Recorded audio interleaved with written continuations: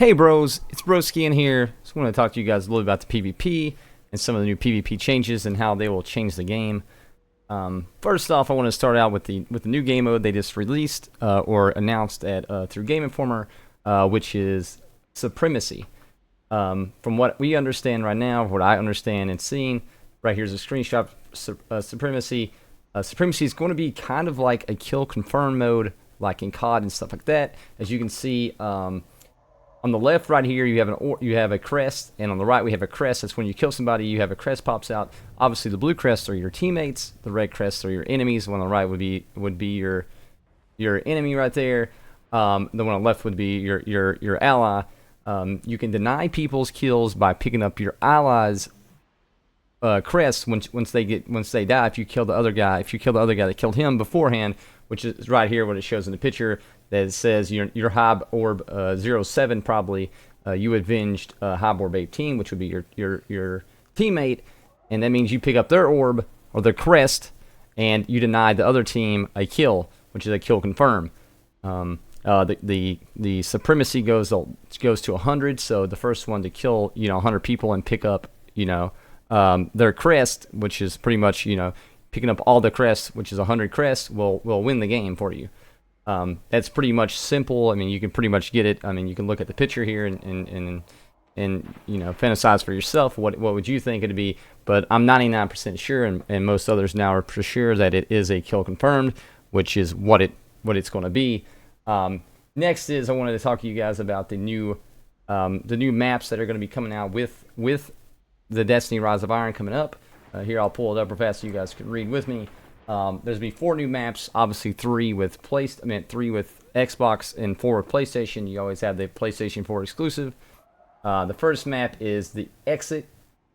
That takes us back to the Istar Sink, where we'll battle through the crumbling subway station and an outdoor plaza that drops off into the ocean below. The map will feature train tubes, maintenance tunnels, and abundance of outdoor cover as well. For me right now, I'm thinking this map's going to be pretty crazy and hectic. For sure, it's going to be one crazy map. I'm pretty sure of it. It's going to be one hectic map. It's going to be one of those maps where there's so much cover and stuff. So it should be pretty fun, especially for 6v6 play. I don't know if it's going to be a 3v3 play, obviously, or not. But for sure, for the 6v6 play, it seems like it'd be pretty fun. The second one here is Floating Gardens. Is Bungie's nod to an environmental crowd, a Vex shine also on Venus, where worn-out units go to recycle themselves. We'll bear witness to an actual waterfall on Vex Milk as we battle over the bridge that dominates the interior of the shrine. Now that sounds like it's going to be a pretty cool map. Obviously, we'll see a lot of dead Vexes everywhere and stuff like that on the ground. You can imagine for yourself for sure. The third map would be Skyline. We'll have us traveling back to Mars to some kind of receiving area of Clovis Bray with a view of Buried City. Other notable features include an elevated rail car at one end of the map and a gigantic hologram of Mars and the Traveler in the center. Now this map right here seems like it'd be really, really, really fun. This is map, I'm thinking Skyline's the map they showed in the Supremacy picture we just showed a second ago. So I'm sure that's that map. Seems like it's gonna be pretty cool. I think in the middle right there might have been Mars. It was a big the big red glow. We should probably you jump into that. You're gonna die obviously too. But it seems like it's gonna be a pretty cool map. And might be it looks like it's really gonna be fit for maybe for a 3v3 play for sure. Hopefully we get some more 3v3 maps that are actually good and not crazy and hectic. That's it for the Xbox maps and the PS4 maps, but we also obviously have one that will go into the PS4 side, which is the Icarus. Is no longer just a giant perk for hand cannons. It's now also a solar collection site on Mercury, turned mocked battlefield of the Crucible. The arena is a raised structure at the center of the vast array, and evidently its circular shape will funnel Guardians inevitably towards conflict in the center. Now that there sounds really fun because a lot of the maps we have right now have been maps that funnel people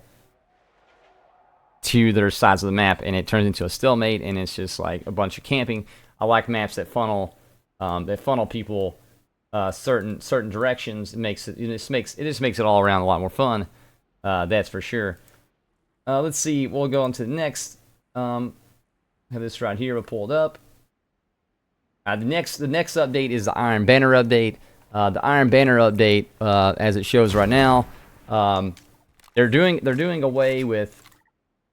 Iron Banner is doing away with like the tempered cloths and stuff like that. You get, the first of the week you get lower XP per games, and throughout the weekend you get higher and higher XPs and stuff. Well, a lot of people have been complaining about that because some people can't play during the weekends, some people only play during the weekdays, so they can't travel up as high and as fast as you used to be able to. So what they have done though now is taken away the temper cloths. So now you get as much XP as you usually did at the end of the week, pretty much. So you're gonna level up faster to rank 5 now instead of rank 4, or something like that. Then you can't play anymore because your week's done, stuff like that. So now you're able to rank up to rank 5 a lot faster. Now they're just putting more emphasis on rewards after you hit rank 5. I think, which is a really good idea, because sometimes that first of the week grind was just ridiculous, especially if you can only play the first day or two of Iron Banner, and you're not somebody that plays like crazy, like I am, or somebody else that plays the game super lots. So I kind of like that, in a way. I think it'd be better off overall in the community. Really, we'll see how the community responds to it and stuff like that. Though I really do think it'd be a lot better.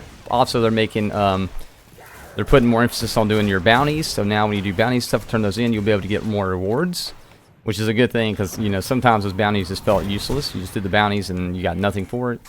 And then when you got to the rank 3 or 5, you got shit rewards, and you're just like, damn it. So you went to the next character. And also, the one good thing about this update that's coming up is you don't lose that bonus XP and stuff after you rank one character up. It's not going to be like you don't lose that bonus anymore. So now, even though you get to rank up faster on your other character, you'll still get double XP again on your other 2 characters. So you're going to level your other 2 characters up super fast still, after you get that one to rank 5. So overall, getting to rank 5 is going to be a lot easier, but they're putting more emphasis on rewards and doing your bounties now, which should be pretty good. The next thing I wanted to talk about is the Thorn's coming back. So if you guys don't know, the Thorn's coming back to PvP. Obviously, right now the Thorn is semi-balanced. Anytime you put a burn on a primary weapon, it kind of it's kind of iffy, because primaries and burns are just so OP when it comes to those kind of things. Plus, even though the gun's not like super good like it used to be, it still scares people. They're burning, they're like, fuck, I'm burning, what am I supposed to do? So they'll run around the map going crazy, and it just makes for an all hectic place, especially for somebody that's not really good at PvP or doesn't play PvP very often. So when you're burning, you're just it's just a lot more hectic around things. So now they're bringing back the Thorn, but they also brought back a boon. I talked about it yesterday in yesterday's video. One of the new things you can put on now reduces dot damage. So that will help with that, and plus, like I said, with the grenades and stuff like that, that also have burn damage in PvP or in PvE. Also, guys, on August 16th, they're supposed to be revealing one huge update about PvP that's coming in the Rise of Iron. They haven't announced yet. My speculation is probably going to be some. I think it's probably going to be private matches, but other things it could be